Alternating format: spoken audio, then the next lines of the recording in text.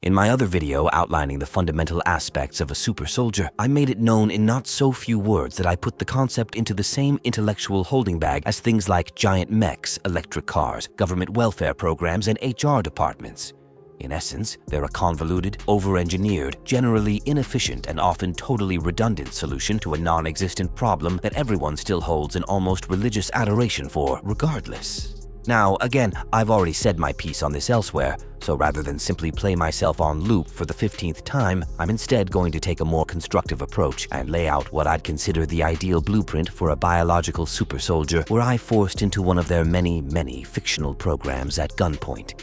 Which, if you couldn't already tell by the title and thumbnail, is essentially going to be a hybrid between a Witcher, a Sith and/or Vindicare assassins, and the Crisis 2 nanosuit, with lots of extra bits and bobs taken from across both canon and non-canon sources of fiction for added flavor, more on them towards the end.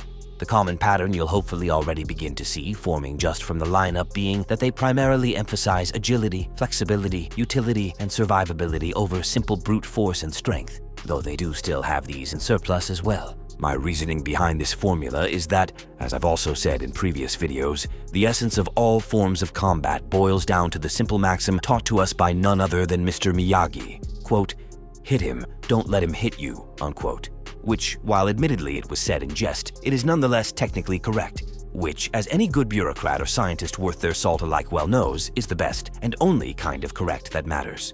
That being the case, why did I opt for the Speedster Rogue instead of the hulking tank build for my Angel of Death? 4 reasons. First, averaging 7 to 8 feet tall and around 1,000 pounds, a Space Marine or Spartan is simply too big to fit through most doors, to ride in most vehicles, or to operate most weapons. This would necessitate the construction of an entirely distinct and separate arms, armor, and vehicle fleet to accommodate them, which largely defeats their purpose, as you may as well just commission a new variety of drone or manned vehicle model to fill their operational role instead. Second, a super soldier is essentially a middle road between special forces and armor. In principle, it should marry the flexibility and precision of the former with the extreme force multiplying capacity of the latter. Essentially, a super soldier should be the carbine of assault units, most of the performance and power of a war vehicle in the compact package of a regular heavy infantry or spec ops trooper. Third, a super soldier is an omnipresent asset, meaning they should be deployable to any area, anytime, anywhere, under any circumstances, and be expected to complete their mission with a near equivalent level of competency. If you think that sounds like a tall order, welcome to the real world. So how do I imagine this hypothetical super commando would operate? Quite simply, I imagine a homogeneous marriage between the elite athleticism and tactical sensibilities of a Witcher, the patience and endurance of a Sith or Vindicare, with both being able to go for days, weeks, or even months without food or rest, the hardiness and maneuverability of a White Spike or Indoraptor, and the nigh-infinite adaptability and extra performance attributes of Cry-Fibril or a similar form of biomimetic suit.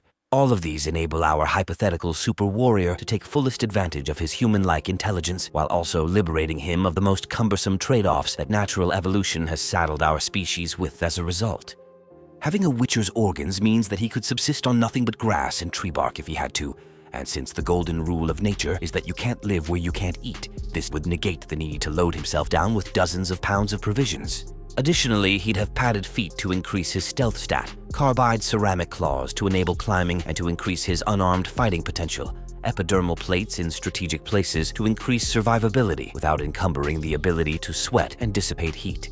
Speaking of which, I've also concocted a means of our boy secreting an aerogelatinous foam that can be used both as insulation in colder climates and for limiting his heat signature. Now, compared to the other muscle-bound juggernauts you're used to seeing in media, you might be thinking that our man sounds woefully underpowered to be called a super soldier. But like I said in the last mech-related video I did, a tool's only as good as its suitability to its allotted purpose. If you want something to bulldoze an entire infantry regiment without taking so much as a dent, that's what tanks are for. If you want to raise an armored column or fortified position, you rain explosions on it from on high. There's a reason why our munitions have gotten more precise over the decades, rather than just simply upscaled. You can neutralize a bunker with a hand grenade if you can detonate it in the right place. It's just a matter of getting it through the several dozen feet of dirt and reinforced concrete that's the problem. And so, while a simpleton may say that with enough explosives any wall can be made to move, and while this may technically be true, a super soldier's strength lies in his power to fight smarter, not harder, his advanced physical prowess enabling him to better control the terms of his engagements. His quickened synapses and muscles grant him greater reactivity and finesse, effectively enabling him to fight like an adult teenager in Call of Duty. And while sure, he won't be punching through tank armor or bench pressing a warthog, given the average fit but untrained man has a casual lifting strength between 30 and 40 pounds, and a trained soldier can obviously do significantly more. Even a 5-fold increase in strength would mean he could pick up an armored man like he were a sack of flour, 10-fold, and he could hump around a small horse like it was a full laundry hamper, which is where the synth suit comes in.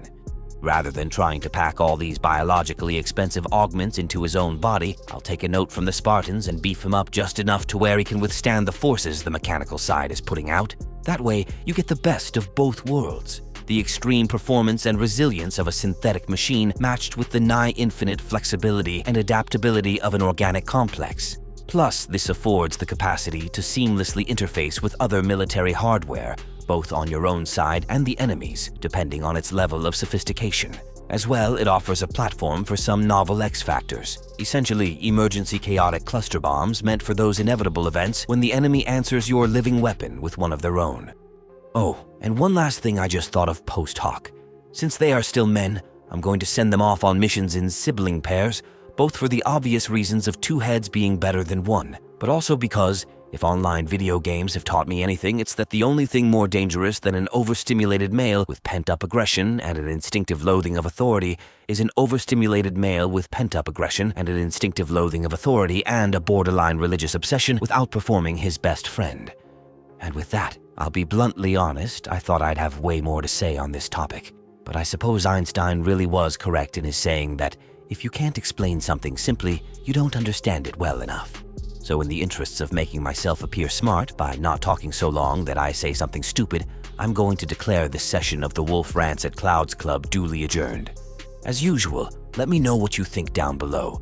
And while you're there, consider leaving a like and subscribing. Pick up a book if you want to have a piece of my mind to keep you company at night. And until next time, stay safe, stay sane, and remember, it is such a quiet thing to fall, but far more terrible is to admit it.